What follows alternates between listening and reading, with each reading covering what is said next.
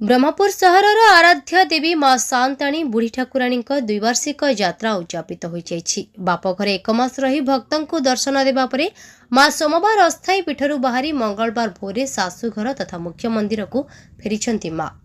यात्रार शेष दिन में रेशम नगरी पलटिथिला लोकारण्य। राज्य तथा राज्य बाहर लक्षाधिक भक्तों समागम होइतिला। मां सह श्रद्धालु माने पटुआरे सामिल होइतिबा बेले महिला भक्त माने घट मुंडरे धरी सामिल होइतिले। सेपटे भक्तों प्रबल समागम को दृष्टि रखी पुलिस प्रशासन पक्षरु सुरक्षा व्यवस्था को मध्य कड़ाकड़ी करा जायतिला। ब्रह्मपुर मां सांताणी बुढ़ी ठाकुराणी द्विवार्षिक यात्रा उद्यापित हो दीर्घ 26 दिन यात्रा पर मंगलवार भोरु मां यात्रा शेष होइछि। सोमवार राति मां बापघर तथा अस्थायी मंडपरू मां शाशुघर को मुख्य मंदिर को फेरिबा बेले सहर लोकारण्य हो पड़िथिला। राज्य तथा राज्य बाहर भक्तों समागम होइतिला रेशम नगरी रे। सेपटे शाशुघर पक्षरु सेवक माने विभिन्न सामग्री नहीं पहुंचीतिले देशी बेहरांक घरे। आ मां को निमंत्रण करी पुणी शाशुघर को फेरिबा निमंते अस्थायी मंदिर रे मां को विधि अनुसार स्वतंत्र पूजार्चना करिथांती पूजक। मां जेहेतु बापघर को आसीथांती मां को देशी बेहरा विभिन्न भार प्रस्तुत करथिले। पूजार्चना परे विलंबित राति रे देशी बेहरांक पत्नी पी देवकी मां को मुख्य घट को मुंडन करथिबा बेले अन्य 8टी पार्श्व घट को सेनापति स्त्री माने मुंडन करी बाहरिथिले। आ सहस्राखी घट को शाशुघर पक्षरु भवानी मुंडन करथिले। एही घट मां को घट को बाट कड़ी नैथिला। घंटा घंटा ढोल मृदंग गिनी आदि विभिन्न वाद्य रे प्रकंपित होई उठिथिला सारा सहर।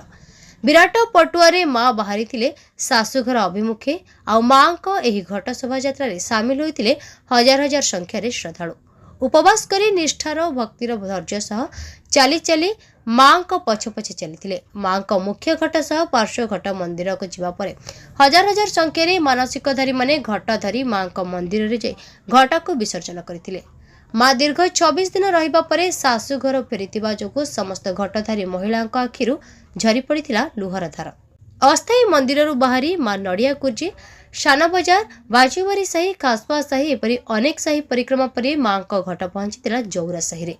सेठारे मां को माउसी मां घरे पोड़पिठा गजामुग मिठा आदि विभिन्न प्रकार व्यंजन भोग लगी परे बाहरी थिले। माउसी मां घरे पोड़पिठा खाई जिबा बेले माउसी मां साही बासिंदा भाव बेहळ होइथिले। जौरा साही परिक्रमा करिबा परे मां आउ किछि साही परिक्रमा करी बाहरी थिले मुख्य मंदिर अभिमुखे। सेपटे मां को घट भोर 4 घंटा बेले पहुंचीथिला मुख्य मंदिर रे।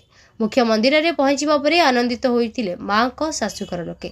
आ मां को विभिन्न रीतिनीति रे पूजार्चना करथिले। मां को पाई शाशुघर लोके खुशी प्रकट करथिबा बेले मां को बापा दुख रे भांगी पड़िथिले। सेपटे लक्षाधिक भक्तों समागम को दृष्टि रखी व्यापक पुलिस मुतयन होइथिले। नमस्कार, बादल दुर्गा प्रसाद गुजरा बरमपुर ठाकुराणी जिला परिचालक। चलित वर्ष ठाकुराणी जिला आज शेष होला। मां ताके शाशुघर को पहुंचौछंती। आपे सबरे और पूरा दुख रे अछि। मो संगे मो फैमिली पूरा बरमपुर शहरवासी आ समस्त भक्त माने मध्ये दुख रे अछंती। मां थिले सब आई दर्शन करथिले मां का आशीर्वाद नथिले। आ मां आज शाशुघर को फेर दियार समय आसलानी। मां फेर जाउछंती।